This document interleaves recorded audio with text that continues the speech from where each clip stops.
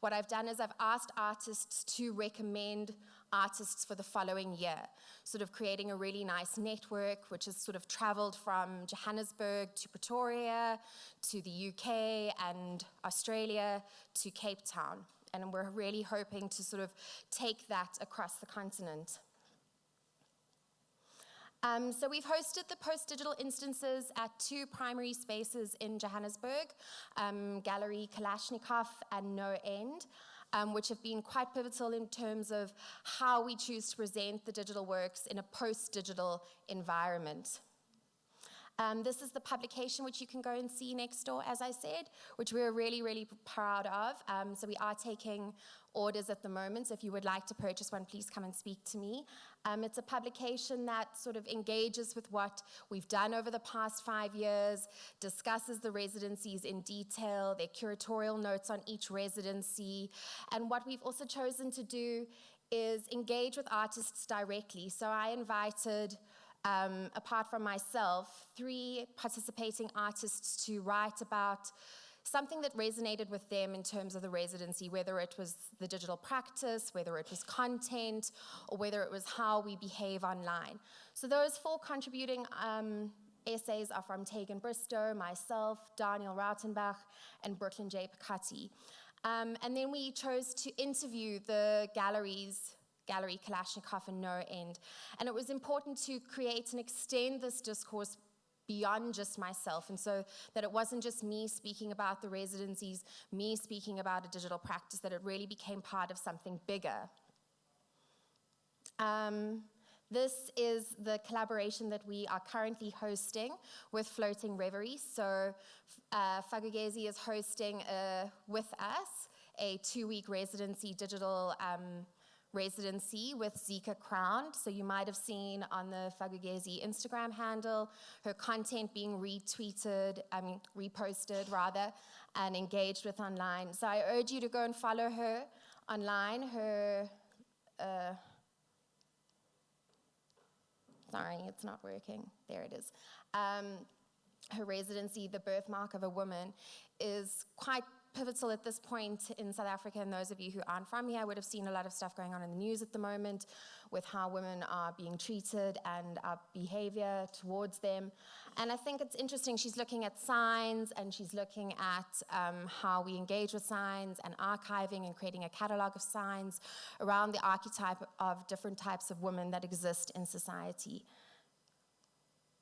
And she's really creating these beautiful illustrations, working with signs and symbols to create those forms.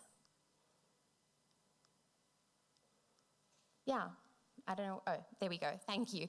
I see lots of young artists in the audience here today. So if any of you would like to apply for Floating Reverie, please send me an email, floatingreverie@gmail.com, please. Thanks.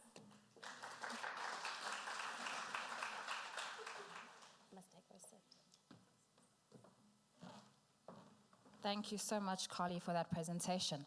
Our next speaker is Ling Tan, who is a designer, maker, and software developer specializing in social wearables as well as community engagement. Please welcome to the stage, Ling Tan.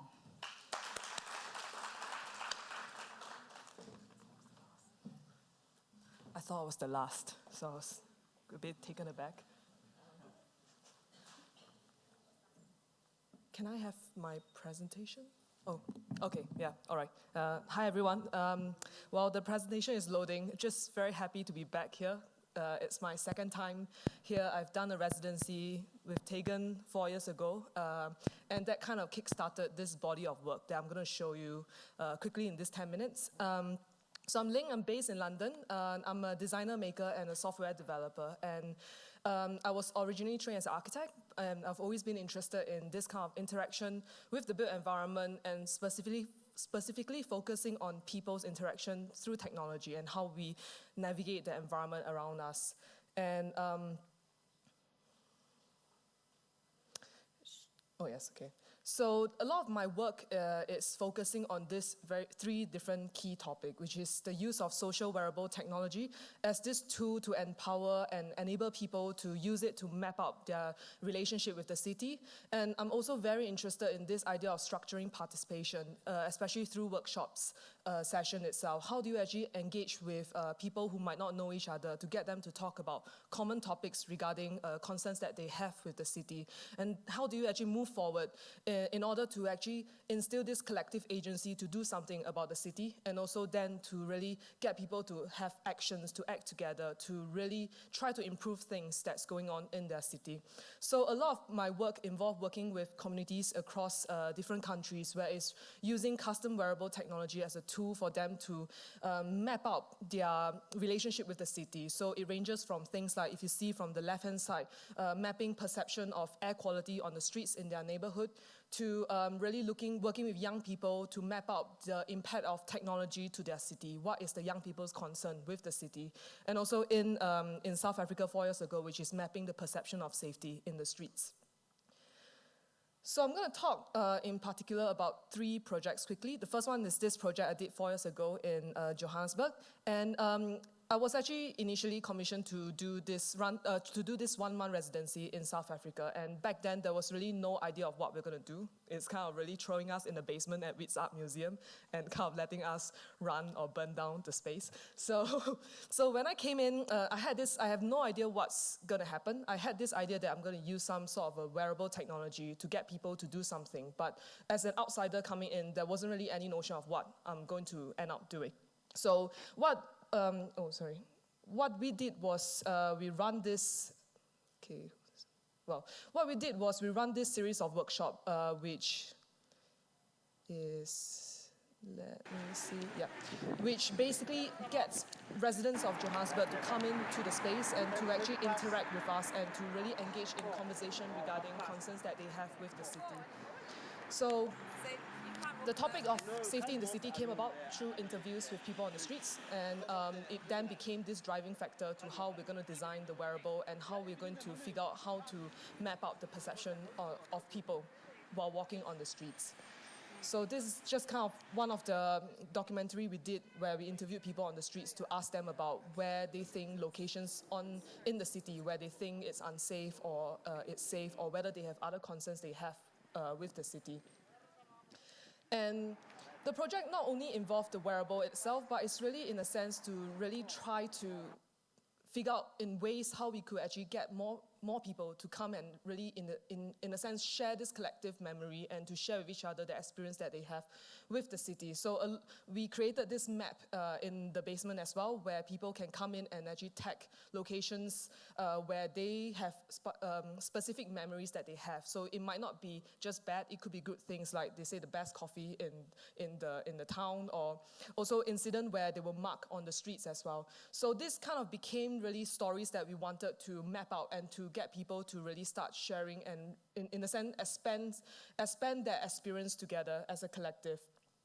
During this 1 month itself, we also then start doing more workshops where we get participants to design, to figure out what they want the wearables to look like. So what happened was, when we did the interview, we realized that safety in the city is one of the key concerns, and we wanted to figure out a way in which we could get people to use this wearable technology to figure out a way where they can map out that perception. And what we did was, using this very simple low-tech sensor like proximity sensor and flag sensor, we get students from University of Johannesburg to look at how they could design this wearable to be hidden in the shirts itself, just because safety is an issue already. So you don't really want the wearable to be expressive. You want it to be hidden, while you could still do things while walking.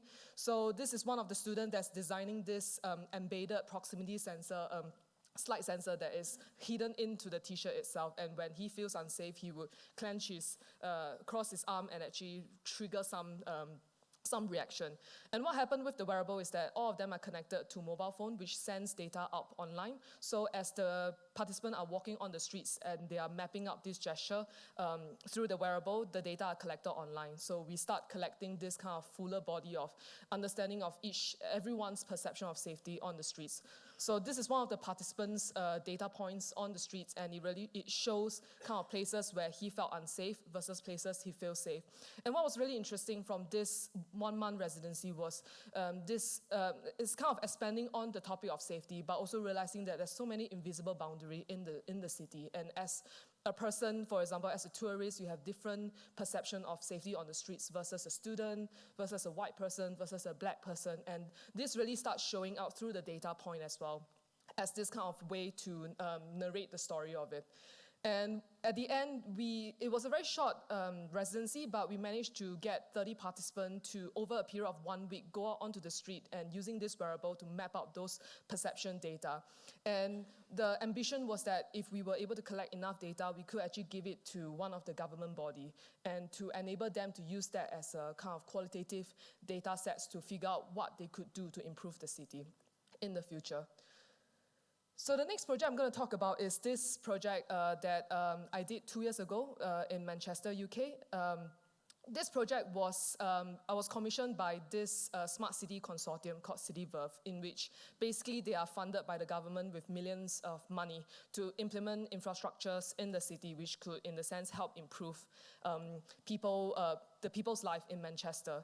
And when I was commissioned by them, they had the idea that they wanted me to do some citizen engagement style of work to figure out things. But the issue with this work was actually the Smart City Consortium, CityVerve, has a lot of controversy going on in UK, where there wasn't really a clear goal of what they are trying to implement in the city, and none of the citizens actually knew what was going on as well. So there was this kind of disparate conversation that wasn't really happening between people. And what I did was, at that time, 2 years ago, it was also, in a sense, at that time, the general election was happening in 2016, and there was this, a lot of opinions in which young people's voice weren't heard regarding decision-making in the city. So this project, in a sense, was really kind of focusing on young people and really trying to figure out, as young people, as the people, the future generation that's going to make a decision about the city, what do they feel about Manchester, and what visions do they have for the future of the city. So these are some of the stories that they have through workshopping with them. Get the rubbish under control, empty the bins better, have better bins, get the city cleaned up, get it green, more trees, more plants, so it's a nicer place to be in. The bus fares to be sky high. That's just too much, and they put it up like every 3 weeks. The bus fares even more higher and higher, and that shouldn't be the case. It should be lower so people can actually go to school and get education. Homelessness is the one issue that jumped out to me the most, because you see it everywhere. And it's really sad to know that the council and the government aren't doing enough to help, and instead they're doing things like making sure they can't put their tents in certain places. Initially, what used to happen was there was a youth club in every area. So if you lived in Fallowfield, you could go to the youth club in Fallowfield. If you lived in Hume, you could go to the youth club in Hume. So every area had a youth club, same like as a school and a high school and all the rest. But when the cuts came in, everything got closed down. What I really want is to bring people together, bring the communities of Manchester, whether that is different races, different ethnicities, people from different religious or different backgrounds, or the LGBT community. With all these different people, bring them together and treat them as equals and treat everyone as a one, and being as that one, which I think Manchester's so great at a lot of the time. So in this project, it happens over 6 months period, where I work with 50 young people from different parts of Manchester, where we basically use this set of custom wearable tech to create this language of body gesture, what we call super gesture, that really symbolize their message for the city. And so what happened was each participant is asked to record this geolocated audio content, which is then dispersed in the street itself. And it then accumulates into this large-scale performance piece where the audience each wear this wearable jacket, go out onto the streets, listen to the audio audio content created by the young people, and then make the super gestures that relates to the messages if they are in support of the voices of the young people. And the whole idea was really not just this kind of, just mapping young people's perception, but it's really about getting people from different parts of the city to come together to listen to all these stories, because these are really valuable stories that needs to be shared across the city, in order for people to feel like they do actually trust in each other, and that there's this collectiveness that could perhaps go into actions in the future. And part of the project also involves the mapping of the data itself. And sorry, I'm just gonna, the tag is really, I can't fast forward. Okay, so part of the project was also visualizing this data that's collected. So what happened was there's this online platform which you can go online to see as well, where you can hear the different audio stories by the young people, and all of them are actually connected to the Internet of Things data within the Manchester city. So for example, this participant was talking about perception of safety on the streets, and we are actually collecting crime reports around the area as well. So in a sense, it's really, what we wanted to do is to pass this to the council and to let them hear the different stories that the young people have, and in a sense to let them connect the data sets that's around and to see whether there's any way to improve the city through this kind of participatory action itself. So I know I'm running out of time, so I'm going to skip one of the project, but I just want to say I'm doing this workshop this weekend, which is kind of also using custom wearable technology and working with participants to figure out what they want to map in the city in Johannesburg. And it is kind of related to the work that I did 4 years ago about perception of safety. But in this sense, this is really going to push participants to really think about, as a citizen and as a designer in the city, what are you most concerned about in the city, and whether can you use data as a way to collect the information and as a way to actually figure out what you want to do in the future with more people and with the right people involved in it. So yeah, thank you.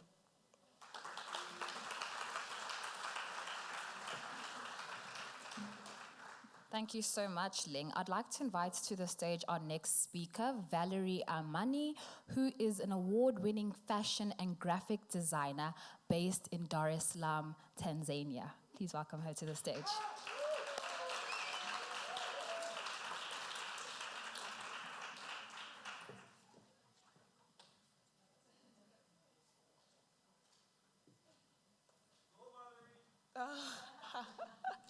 Morning, everyone. How are you?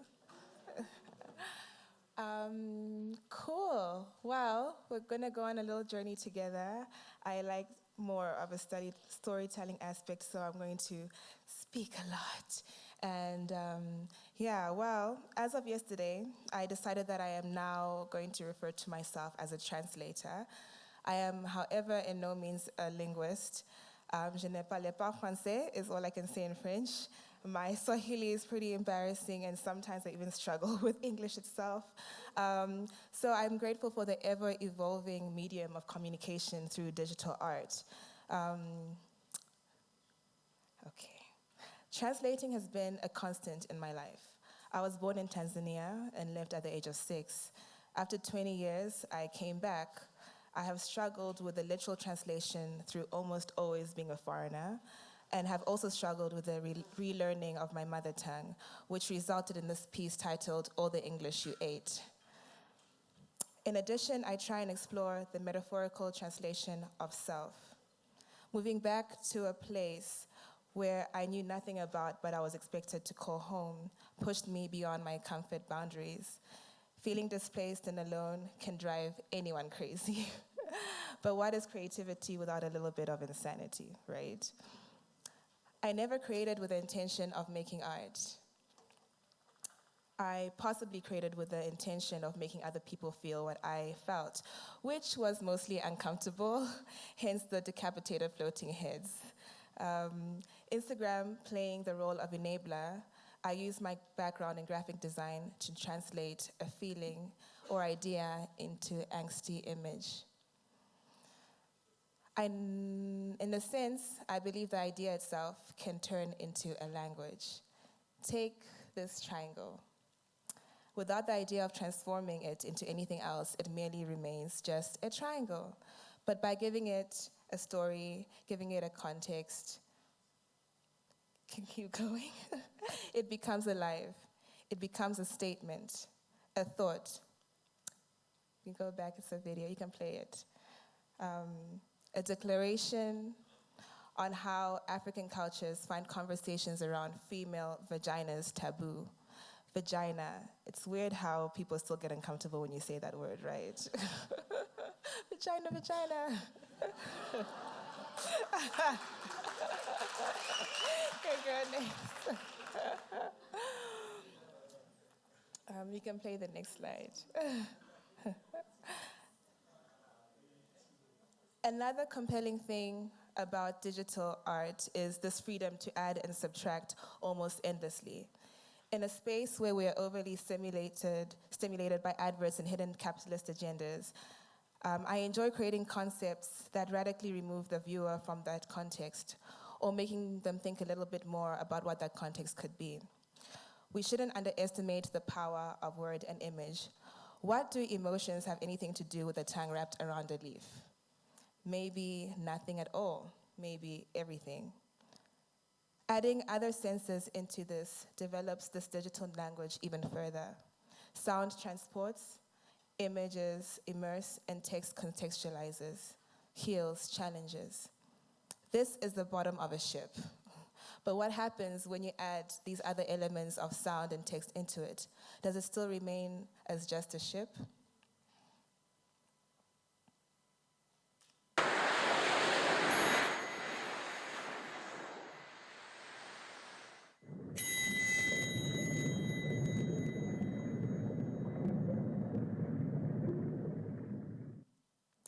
I hope for you that translated into some sort of emotion.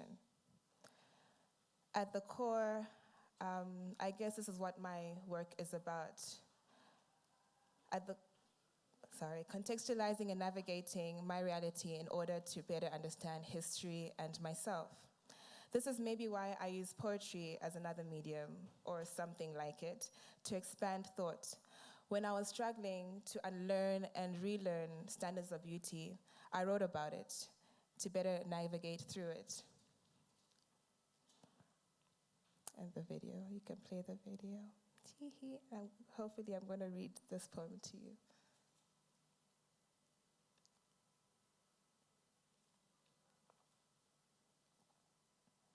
You rise like the sun, but your sun has been dying since the day that you were born. You do not see glory when you look at yourself. You see how long your hair could be, how dark your skin is, how your breasts could be remodeled. Your thighs, face, stomach, teeth, hair, nose, face, stomach, thighs, ass, stomach, skin, face, stomach, nose, teeth, hair. Whew. Beautiful people know that true beauty is natural. Wear their naturals proudly as a symbol of pride in Blackness, as a symbol of responsibility to Black people. If you do not believe in your beauty before the world told you you were beautiful, how can you really call it yours? Start again, rewind, unbleach, unbraid, unweave, unmakeup, undo, undo, undo your mind until you learn you do not have to look like them to be worthy.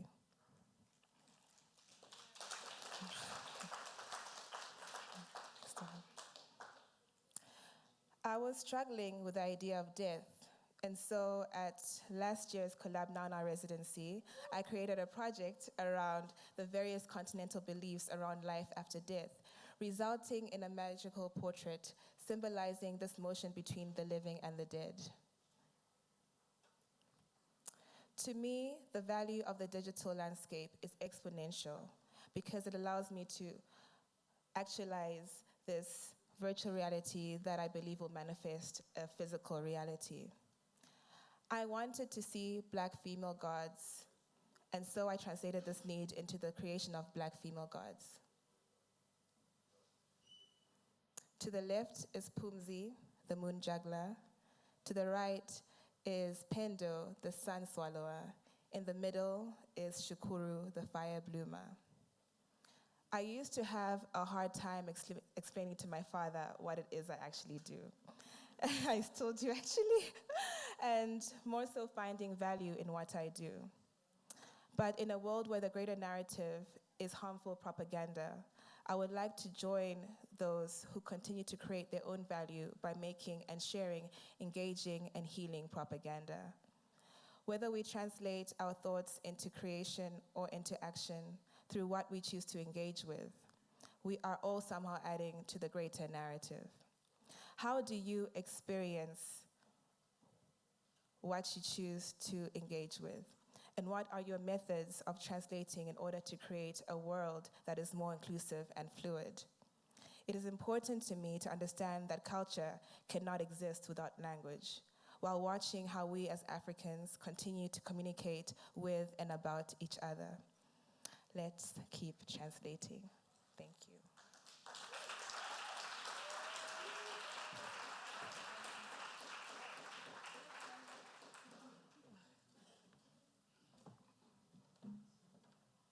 Thank you so much for that beautiful presentation, Valerie. Our last presentation is coming from Brian Afande. He is an early XR adopter who plays a key role in designing how new story technologies will look and how they will impact communities. Welcome to the stage, Brian.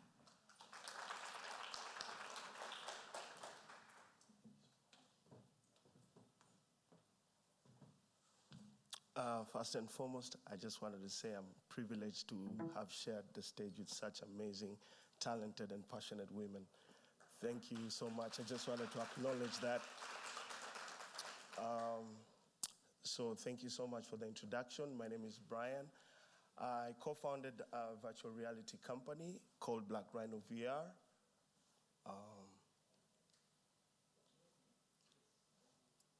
So maybe I'll just give you a brief overview of who we are, what we do. So we started out as a 360 video company creating cinematic VR content, but over the years we've built our service offering to get into more of XR work. So anything within the extended reality spectrum, mixed reality, augmented reality, and we've been doing this since 2015. One of the key things that we are passionate about is democratizing the technology. How do we make it affordable as early adopters? How do we make it affordable and accessible to the rest of the Kenyans, not even within the East African context, but how do we start spreading the gospel of VR and AR and XR within the African context? We've been able to, we're also passionate about demystification of it. As you can imagine, when you put up a head-mounted display unit, somewhere within the African context, we think it's juju. So how am I in a place that I did not agree to be there? How am I transported in that place? So the demystification of it is very important for my company. And what we do is we have open days, workshops, discussions, where we go into different communities, and we have open days in the office where anyone can just come in and engage with the technology and understand it further. My clicker is a bit lethargic, but so one of the missions, and this is something that I take personally, is to equip the African youth to be the next VR and XR storyteller. And I believe in story because of my background. I think story is something that from our communities is something that we were raised understanding. Some of the innate principles we have are based on stories that were shared from our grandmothers, grandfathers, going down to the rest. And I really believe as an early adopter, we have a chance on how we can communicate these stories to the rest of the people for us to change perceptions and behaviors through the technology itself. We've been privileged since 2015 to work with a number of clients, both within Pan-Africa and within also Europe and America. So it's been a long journey for us, and I'm happy to say that we've worked and executed projects in 8 African countries, and we're still continuing with collaborations also here in South Africa with the amazing Electric South and other people that I consider really my mentors within the XR community. Now, what I wanted to talk about is something that is really in my heart. And we started something called the Moran Story Lab. A lot of people confuse this dude for a woman, but it's actually a dude. It's a Maasai Moran who, if you know, how how many people know Maasai's? Of Maasai's? Oh, wow, I'm shocked. Cool. So anyway, that's amazing. So we borrowed the ethos. We started a story lab borrowing the ethos from the Moran. And the Moran between the age of 15 and 30 years old are taken out in the wilderness and they are taught life lessons, life skills on how to actually, some of them kill lions, which is not something we are proud of, but then this is a rite of passage for them. So we borrow the ethos that when students come into our story lab, we actually teach them on how to create 360-degree films and virtual reality for them to have a background in how to create the narratives and bring their stories to life. Now, this is the amazing part about what we do. It's a school that's absolutely free. We don't charge nobody for anything.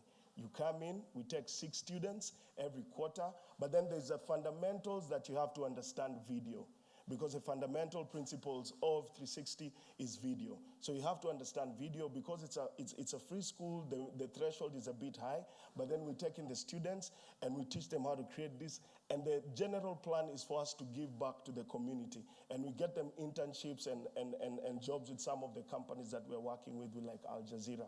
A lot of people don't know, but some of the Al Jazeera work that you're seeing that was shot in the Middle East was actually being edited in Nairobi by some of our team members. So this is what exactly we're trying to do. So a lot of people ask me, of everything within the extended reality spectrum, why 360 videos? And I say, why not? Because this is a medium that can actually change perceptions, beliefs, and behaviors just by wearing something simple as a head-mounted display unit. The power of empathy that we can create out of stories is amazing, and it's something that is proven and is something that we are continuously doing each and every day in our awakening moments. Now, I want to show you something. So within the whole 360 spectrum and context, we are a company that is trying to survive the tide as early adopters. There are days we almost closed down the business because there's no one who believed in virtual reality. You must imagine. So what we did was 70% of our business, that's why we're able to actually have a school that we don't charge. 70% of our business comes from corporate clients and creating enterprise solutions that are scalable. So you can go into a restaurant and get an AR menu, that's us. You know, you can get branded content from different companies, immersive branded content, that's us. But then 70% of that is a lot of corporate work, and 30% goes into giving back to the community. Now, I'm not trying to be a douchebag. The idea is in future for it to actually be 90-10. 90% being the passion projects that we do, and 10% being the corporate work that we do. Because it's also not easy dealing with these corporates. But anyway, story for another day. So, how many people have been to Nairobi? Nice. A bit, I don't know how you guys knew about Maasai's. I think you're reading about them.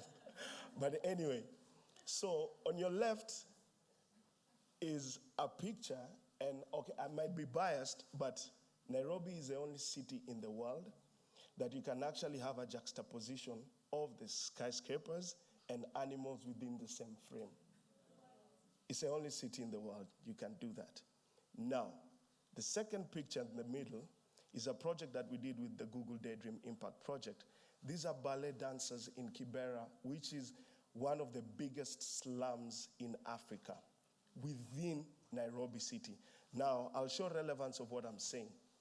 The picture you have on your right is a girl during the same project. So we were commissioned, we won a competition, and we were sent for all this virtual reality gear to go and shoot a project that we pitched, which was the ballet dancers in Kibera. And do you realize that Kibera exists within that same frame, but people in Kibera have never seen wild animals? It's such a sad affair, because the life itself within the slum context is so crazy that they don't have time to get out of the slum to actually see animals that are next to them.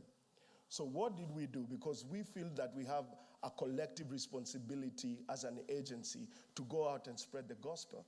So we went out with VR headsets and put kids through the animals that they don't see. Put kids through New York that they've never been. We put kids through London, Venice.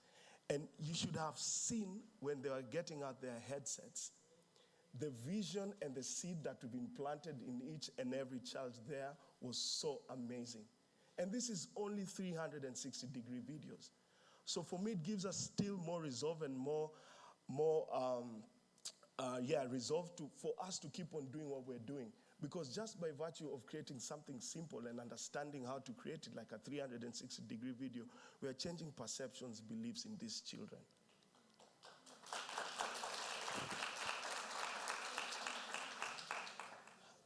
I don't want to be the guy who's bringing really sad stories, but then it's not sad, it's amazing. Dandora is one of the biggest dump sites in Africa. They set up Dandora in 1975, and in 2001, the landfill was full. This is 2001. They said, guys, there's no more space for dumping here. It's full. But there's over 1 million homes that depend on the dump site. It's amazing how someone's trash is someone else's gold. And we shot a piece that is amazing, and it's a spoken word piece around Dandora. So what I did, I took the initiative of getting just a screen capture of what we had created. Sir, could you please play it for me? The file written Dandora. So it's a spoken word piece that we did with an amazing artist called Mufasa. And the idea was for us to give Dandora itself like the personification of the dump site itself. And it's speaking to you in the 360 experience.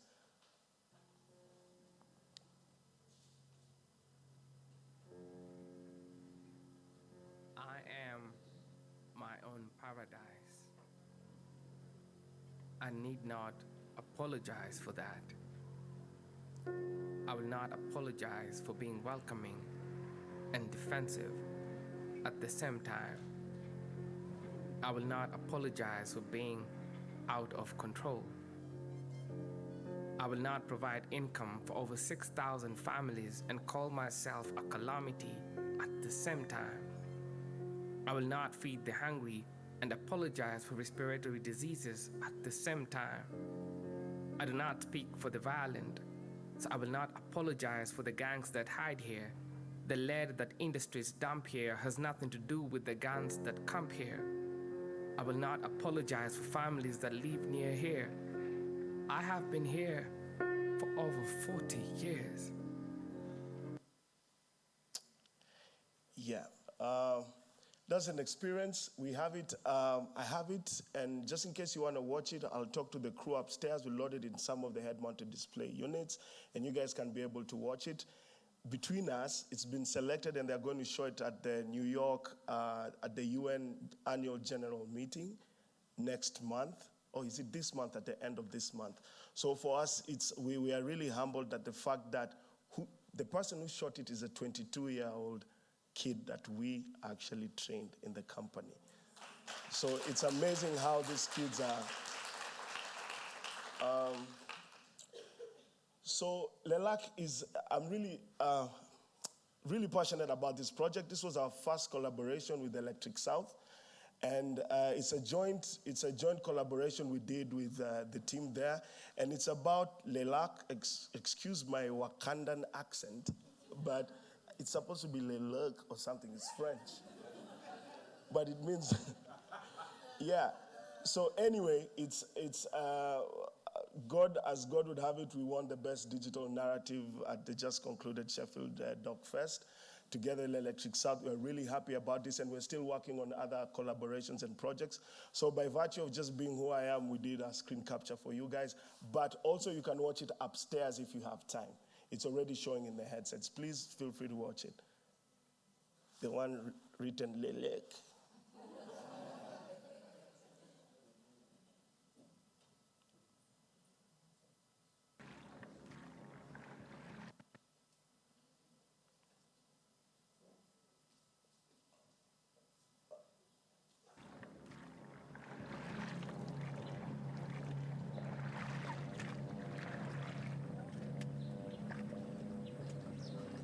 They are normal. the changes, that is. But these days, something is not quite right.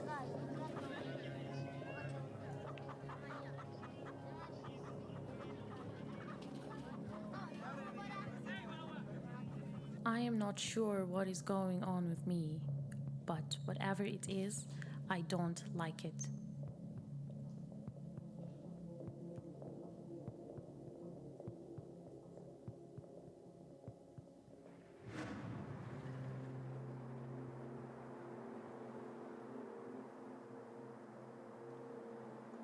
Worrying, searching, and praying for a miracle.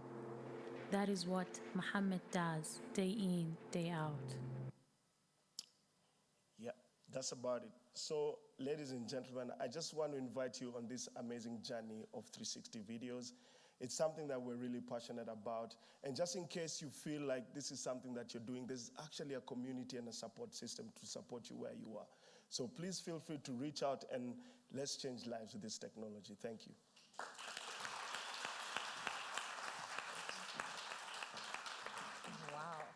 Wow, wow, wow, wow, wow. How incredible. I hope you guys are tweeting. Are you guys tweeting? Are you using the hashtag? What's the hashtag? Yes, yes. Can we have another round of applause for our amazing speakers, please? Great, great. I think what I loved most about your presentations was the fact that each of you brought a different element to digital storytelling. And I'd like to open up this conversation by asking you each perhaps to respond to one another's presentations. You know, I'm sure different emotions were evoked when each one of you were up on stage. And I'd like to give you an opportunity to just respond to those presentations. Thank you. The mics are right in front of you.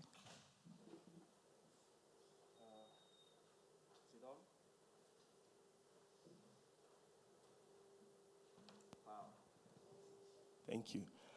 I know I was, like I said, really honored to share the floor with such amazing talent. And my question is more on the wearables and the mapping and stuff, because I think it's awesome technology. And in Kenya, we have something called Ushahidi, which was used for mapping post-election violence.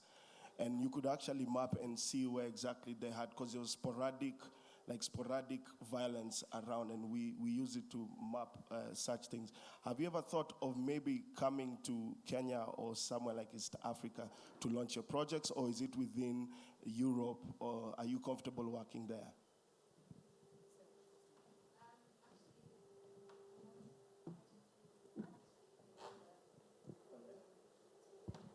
Oh, really?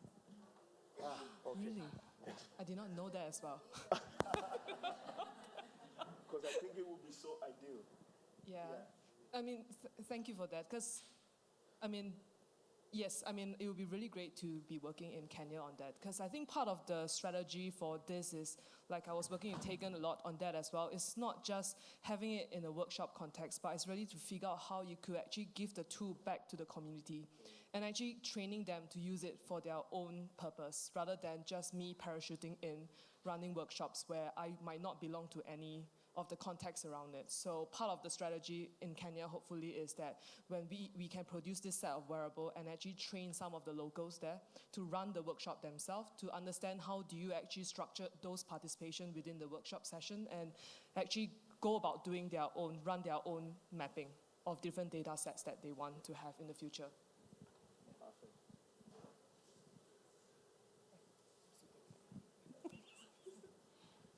Maybe I can talk to you, Brian, because as an East African as well, and I think Tanzania is a little bit behind in terms of AR and VR and 360 videos. What inspired you, first of all, to get into this, and how did you break it into this market? Because as a Tanzanian, it's very new for me, and I don't even know where to start. Interesting, actually. Yesterday we had a session called We Are VR, and we're talking about just our journeys through the whole, you know, behind companies, they're also individuals with emotions. And just the idea of setting up the company for me was a matter of faith and nothing more. I went through a life-defining moment where I almost died. It was a terrorist attack, and I came out with a different perspective in my life. I was always that person who didn't have a legacy.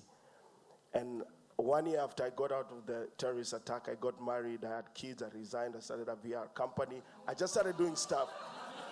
No, I'm really serious, guys. Until you get that point where you're almost dying, or when people are dying around you and you walk out and you're like, oh man, I'm such a douchebag, why was I kept alive? Then you start, interrogating your life and introspecting. So for me, this journey is more faith-based journey. But let me tell you, actually, in Tanzania, so like I said, there's a community. So there's a company called Honor Stories. So we've supported Honor Stories in Tanzania, Tulanana, and we set up together with them, they set up Honor Stories, which is a VR company that we met in Nairobi through a lab that was being organized by Electric South. So we've set up, and last 2 months ago, together with Honor Stories, we had the first augmented reality exhibition with MTN in the history of Tanzania. Vodacom, Vodacom. Yeah, actually it's Vodacom. So the idea of collaborating for us within Africa itself it's amazing. There's communities that are being built, there's silos, there's the ways like amalgamations that are being created just on the fact that we have the same vision. Yeah, so I just have to probably come through there, hang out, speak some Swahili, because I heard you're slacking on your Swahili. Yeah, nitakusaidia kidogo, okay, so.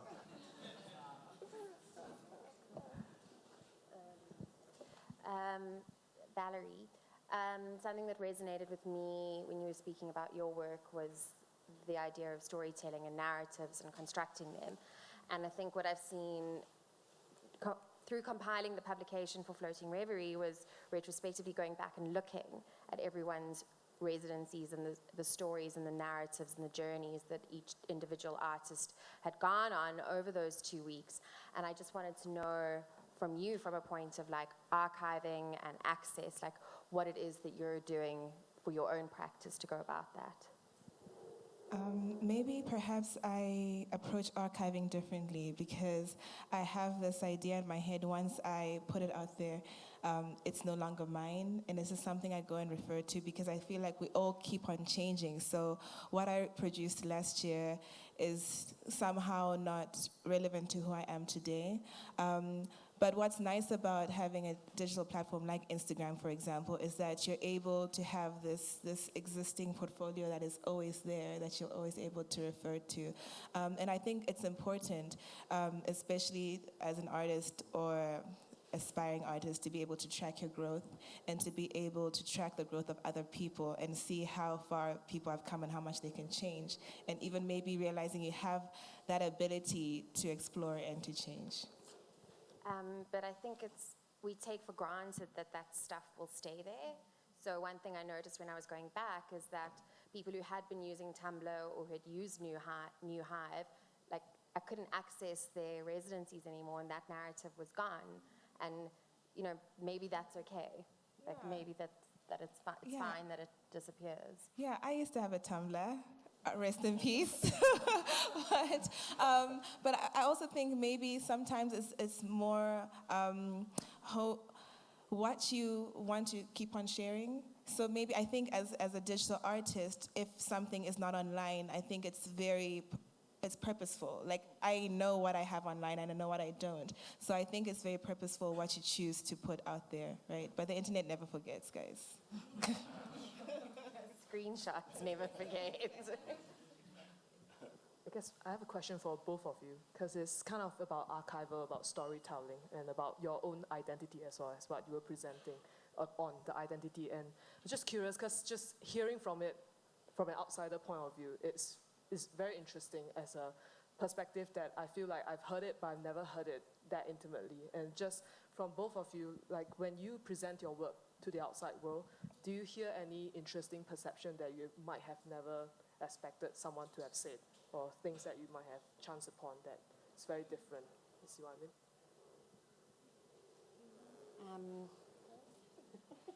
Thanks. I think I think it's people are surprised that the medium can be used, that the internet and the digital space can be used as a way of developing a practice. And I think making a space for that to happen was really important to me. It was really important to make that available to other artists. And I think it's so interesting to see how different artists and their different practices create different types of behaviors or different sort of performances that emerge online. And I think that's really the interesting thing that evolves. So it's conversations with the artists, it's also conversations with people who are following the residencies that result in different types of responses. I guess you never really know how people are going to respond. I released a video about 2 weeks ago, and it was titled The African Dream, and it was very much African propaganda, so to speak. And I was so surprised. I got a DM from a German DJ, and he was like, I want to start incorporating these snippets of Pan-African speeches into my work because I watched your video. And that was something, I wasn't making it for a German DJ, you know what I mean? Like, you never really know how people are going to respond. And honestly, that's kind of the beauty about it. Like, I think my reach is this much, but because you put it in this digital, in this space, it can be exponential, yeah. I mean, just to speak to that as well, I think it's interesting that with technology and innovation, storytelling is able to reach a greater and wider market, right? But I'd like to hear from our panelists, how do we keep that essence of storytelling? Because this is something that our great ancestors have been doing for a really long time. How do we ensure that the digital era doesn't erase that tradition?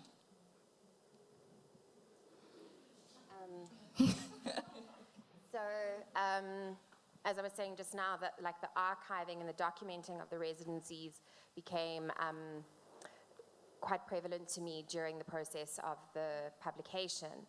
And some of them I hadn't archived and documented as thoroughly as I had documented others, so then I had to retrospectively go back and look at all the residencies and try and do them as similarly as possible so that the aesthetic of the documentation for the publication was the same. And my only advice is to, because of the digital medium, is to do it very consciously and conscientiously. Whether it is, if you're deleting all of your stuff off Instagram, make sure you've got a copy of that somewhere, or you've got screenshots of it, just for your own sake. And then also funding, and I forgot to mention the National Arts Council. Thank you very much for funding the publication. But that's really important, to keep funding, to have funding for these types of platforms, to keep them going, to make them sustainable to some extent. And yeah. Yeah, and actually that's a really good question. And I personally think culture is not static, it evolves. And the idea of it evolving and trying to find out how communities can react to it is very important. So we call it the 3Ds, which is to demystify the technology. Take it everywhere for people to understand and demystify it. How do we democratize it? How do we make it affordable and accessible for people to understand and use it as a form of communication? And then also deploying, how do we start creating infrastructure? How do you start, whether or not it's hard or soft infrastructure, how do you create infrastructure in such a way that you have some form of decentralization of the infrastructure and people relating to the technology from that point of view? So I think it's very important to understand that we need to keep up with the evolving and make it more relevant in these communities. I think for me, just the way my practice is, I feel like for me, technology was never really the answer to how do you actually keep the story going. But I think it's really through the process when you work together with the people, it's the connection that people make with each other and the experiences that they share with each other that sticks on in their brain. And a lot of times, like with the mapping of perception and the different data sets that's collected, you don't actually go down to look at the raw data that's collected. But the thing is, you remember that experience that you had, that you remember those incidents that you met different people in different parts of your life that prompt you to think, to form that experience. And I think that's more powerful in itself. And so that's why I think technology is more as a tool to enable that conversation to go on and that storytelling to happen as it goes. And hopefully through that, people will keep telling the story as they go without the use of technology at the end. Well, I think in my personal context, digitization is actually saving the tradition in a way, because I think I'm like, I wish I had voice notes of my grandmother speaking, telling me stories, you know? And so I'm trying to actively, when I go to my dad and I talk to him and I ask him about history, I try and record that, I try and take photographs of that, because my great-grandchildren will then have something to refer back to and to know about their history. When we look at the theme of this morning, you know, storytelling across silos, if you could each perhaps speak to that idea, you know, speak to the different stories across different contexts. What does that mean for you, storytelling across silos? When you hear that, what emotion does it invoke, and how do you define it personally for yourself and in the work that you do? I think it was super simple for me, because storytelling is a common denominator running across all the silos. And how do we start communicating it in whatever either technology we know or how we know how to bring it out according to who we want to communicate it to. So the best thing that we know is extended reality. So how do we start telling those stories within the XR spectrum? Whether or not it's even through AR, how do we start telling meaningful stories that have been passed down from generations, or even stories that have been created, new age stories? So how do we start making it relevant? So for me, I think it was super simple, because it was cutting across all the silos, but then it's just our response to those stories. Yeah, I think so. Similarly, I think that's why I referred to language in my presentation. I think language is beyond like what we know, like language. I think language is video, language can be hair, language is a variety of things. And storytelling across silos maybe is this conversion or meeting of different languages in a digital space. For me, it's about the way in which the different artists that have been on Floating Reveries residency have used different platforms, and I suppose those platforms in themselves acting as silos in a way, and different behaviors and different actions that result from those different platforms, whether it's YouTube or SoundCloud, and the way in which those can then translate to the other platforms. So we've had a few artists who've selected multiple platforms, who've used Instagram and YouTube and set up their own site, which is a lot of like content management on their side. But it's interesting to see the way in which the content and the narratives emerge differently through the different behaviors and through the interactions of the audience as well. It's a very tough thing, because I guess, I'm just trying to post-rationalize as well. But for me, I think it's more like narrative across the silos. And because for me, I work a lot with city councils people and also with citizens. And a lot of times the challenge is to get citizens to understand the stories that's going on in the council, the struggles that they have with getting fundings to do stuff, for example, with air quality issues in UK. And the other time is also to get the citizens to get the council to understand the stories of the citizen, in the case of the young people in Manchester. And that's a very tough thing, but again, I think the challenge is how do you create empathy across with different people? And because ultimately, if you scrape it down, minus the work that we are all people. And the council people are people, we are people, and you have to somehow get people to understand and respect each other's opinion, and in that to form this common narrative to go across to help us better understand ourselves. So, yeah. Thank you. I'd like to now open up the floor to our living room. Oh, wow, hi. To our living room and get a couple of questions. First, where are our roaming mics? Hands up high, please. There we go.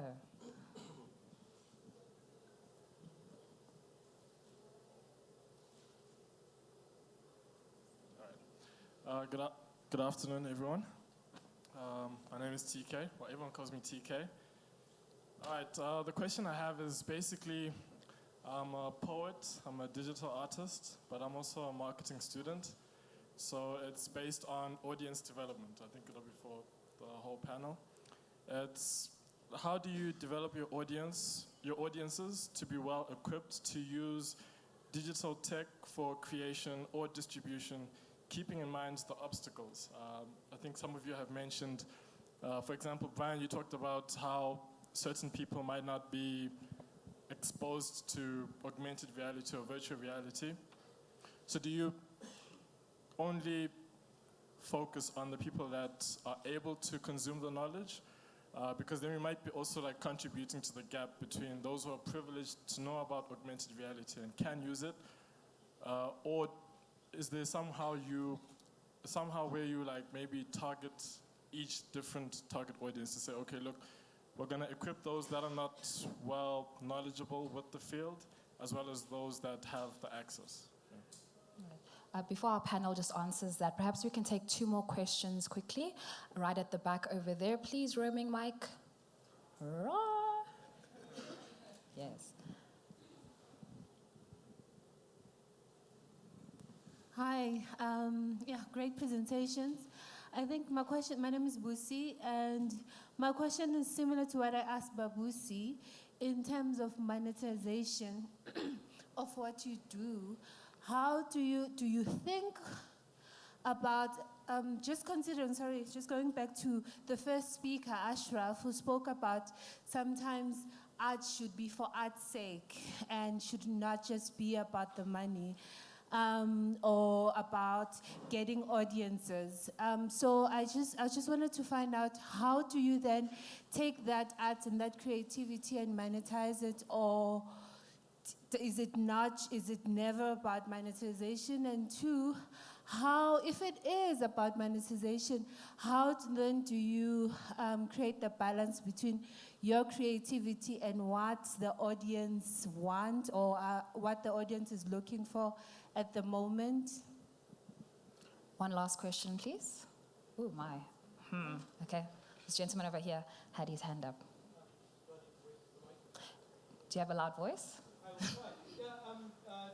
This question is for you, actually, regarding the 360 video. So, in Cuba, following the revolution, cinema was an incredibly important tool. And there was actually a film called Por Primera Vez, which is about the first time that cinema was taken to villages, and it's a film about people seeing film for the first time. And I think one of the incredible things about it is the collective experience of this new thing. And so I'm interested in the context where you're deploying this. Is there, what can you do, or what are you doing to capture that collective experience after having been immersed in the headset? Like what can people do together to kind of cement that? Because that seems to be where there's this incredible ability to take things to the next step, if you see what I mean. Right, yes, please go ahead. Okay, so I'll try to respond to each and every question. Let me start with TK. So I think, TK, the idea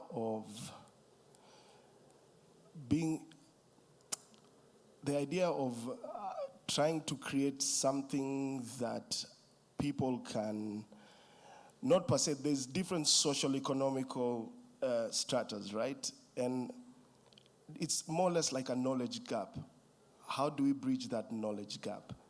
So depending on where you are, they say in Kenya we have 10% run the 90% of everything, right?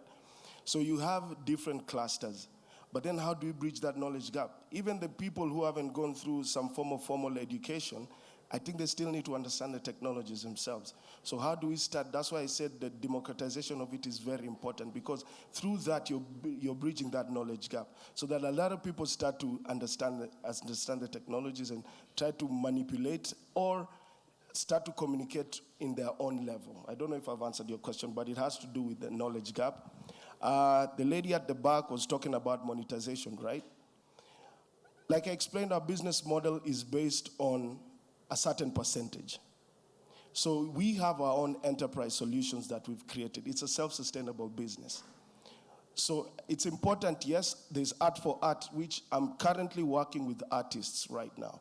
And we've given them equipment for them to explore how to create their own art and communicate with their own art. There's art for art, and this is something that we funded within our own resources. But I think it's very important for us to understand that, yes, as an artist, I also have to, my landlord doesn't care if I'm an artist or not. Listen, he'll come knocking on the door. I don't know about South Africa. As guys on the 5th, you know it's going down. So you need to pay your rent then. So I think it's just coming up with a business model. A lot of people don't want to think of art as a business, but I think it is a business because it needs to be self-sustainable. And if we're talking about an economy has value circulating. And how else does value circulate if you don't build an ecosystem that will allow it to circulate? So it has to do with the business model. For the gentleman with, so when it comes to social, so there's VR platforms that allow us to sync 100, 200 headsets at the same time. You can have people watching it together, but it's just not about that collective. It's about the conversation. What sort of conversations are we having after that? Like, for instance, Dandora piece. The guy who we shot in the Dandora piece, so there's someone from my company, a 22-year-old who shot that piece. This guy, number one, did not know the adverse effects. He knows that trash is gold. You cannot tell him there's gangs protecting that trash. And I'm talking about gangs with guns protecting the trash. So this guy doesn't know also the adverse effects because this land has been there for over 40 years and you have kids with asthma, cancer. It's amazing. But these guys, you cannot tell them anything about it. But it's a sensitization tool for us to create conversations, meaningful conversations across the silos. No, but then you know what I'm saying. So it's a conversation that we're using for us to sit down and talk to them and say, this is the engagement point. We've already immersed you into the future of what this could be or into the reality that it is currently. But how do we now propel change? I don't know if I've answered your question. Yeah. Carly, perhaps we could get briefly your thoughts on the questions that have just been asked. Sure. Yeah. So it was the educating your audiences, kind of, and then the monetization. So in terms of educating audiences, so there's people who view the work online, so they'll generally be followers of Floating Reverie, and I think there's a presumption that because the work is happening, say on Instagram, and the followers on Instagram, people understand how Instagram works. So the education doesn't necessarily have to happen in that term, or context rather, but it does sort of have to happen in terms of that this is an artwork. And that is quite a challenge, but I think as Instagram has evolved over, say, the past 2-3 years especially, there is a presumption, there is an understanding rather that platform does play a role in lots of artists' lives, not just digital artists, and so that education isn't always 100% necessary, but there is often an education or sort of more information is required for, say, a physical space for where digital work exists, and I think that's something that will always need to be negotiated, not just for people who are viewing the work, but for the galleries as well. So as a curator or as an artist, that's always something that you sort of have to tackle and engage with. I don't know what the solutions are yet, but hopefully I'll be able to tell you in a few years. And in terms of monetization, I don't make a profit or I don't earn a living or Floating Reverie at all. It is all self-funded unless I have specific projects like the publication, which is the first one that I've actually got funding for Floating Reverie for, and it's enabled me to pay the people who have contributed with essays and to pay the designer who's actually in the audience, Daniel, who did a really great job. So that kind of stuff is really important, but I don't have a business model or anything like that, sorry. I think let's take the second round of questions and just perhaps give Ling and Valerie an opportunity to answer questions there as well. I saw some hands at the back. Okay, well, there's one in front. There we go. Before you ask your question, did you pay your rent? Good afternoon, how are you? My name is Tanyeko, and my question is to Lynn specifically. Regarding your wearable technology that you've created 4 years ago in Johannesburg, as a creative in this city, I'm very fearful of coming to the city with my crew to come and shoot something. We basically don't feel safe. We can't walk the streets freely. Braamfontein, when I was in varsity, used to be fairly safe. Now, I'm not sure about that because I don't frequently come here based on those reasons in terms of muggings and things that happen in the city. So my question is that what you guys created 4 years ago, did you guys come up with a prototype? Is it working? How many people has it helped? How can we access it as people who live in the city, who want to work in the city? That's my question. Thank you so much. One more question from the audience. Pretty sure I saw a hand that went up at the back. Are we unsure? Has your question already been asked? Okay, great. Just on that question, so when I did it 4 years ago, it was a prototype because it was a 1-month residency thing. So it did, over these 4 years, evolve into actual, I wouldn't say product because it wasn't so, but it's actual physical wearable that you could go out and do different workshops with. So like for example, the work that we did with the air quality was based on the work that we built from the work we did in Johannesburg 4 years ago. So I mean, in terms of impact, it's very, very hard to say just because, for example, with the work 4 years ago, it was only a month itself. So the data point wasn't collected enough. Whereas with the air quality work, we have worked with 300 participants over the past 3 years, and we managed to bring the data sets to the city council as this information that enables them to figure out which point in the city they should improve on regarding air quality issues. So there is kind of an impact there. And I think the struggles that I've always had with the work that I do is how do you actually create this long-term impact after the workshop in which people will still continue to do things. That's why I think one of the things that I'm really interested in is the future work that we'll be doing, hopefully in Kenya, where we will be producing those wearables, giving it to them, and actually letting them do the work on creating the impact that they want to see in their city, rather than someone coming in to tell them, you're going to do this because you're going to get this and this. So I hope that answers yeah. Before we head over to lunch, I think panelists, once again, thank you so much. But we'd like to hear your closing thoughts on storytelling across silos. Valerie? Closing thoughts. I mean, I think this is something that will continue to evolve, like storytelling continues to evolve.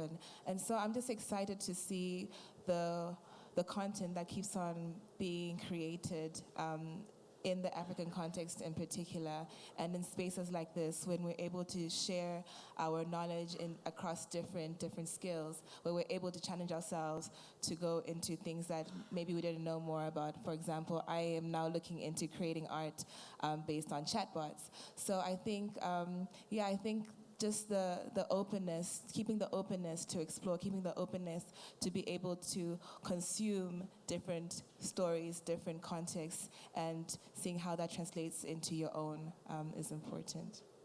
Thank you. Is it naturally me? After you. You are the thorn among roses. Wow. Heavy. I think for me it's more of a challenge. So we just had an amazing conversation, right? And how do we take it to the digital space? How do we engage further? How do we have a platform where we can create that support system? Some of these questions, you see, some questions you'll only think about them when you're in the shower and like, shucks, I wish I could have asked that question. So how do we take it to the digital space? I think for me it's more of a challenge to fakugezi. Yeah.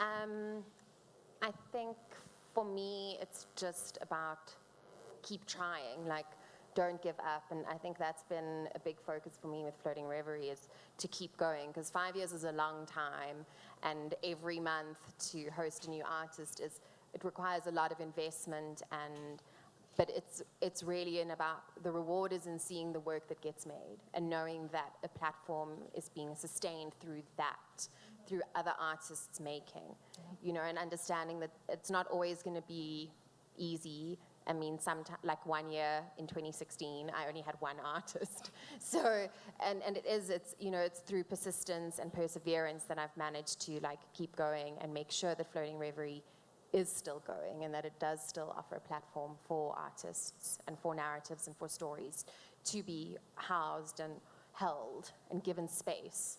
And that's really important. I think storytelling is really important, especially at this moment in our life where there's so many narratives with deep fakes and AI.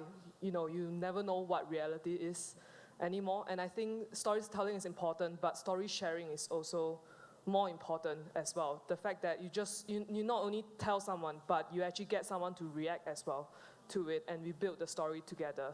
And I think that's what will guide us together as communities to move forward and do things together. And that's very important. And hopefully we don't just, hopefully what happened is that when we are in a conference, everyone shares certain experience together. But what is more important is when we go out into the space itself, we still remember all these stories and we actually act on it and do something rather than waiting for bad things to happen before we act together. So that's very important, I think. Yeah. Ladies and gentlemen, a round of applause for our amazing panel, please. Thank you. So the conversation does continue out in the courtyard. Please be sure to keep tweeting, as well as use it as an opportunity to go check out these amazing exhibitions happening in this room to my left, as well as down straight to my right and upstairs. I will see you all back here at 20 to 2 for our afternoon session. Thank you.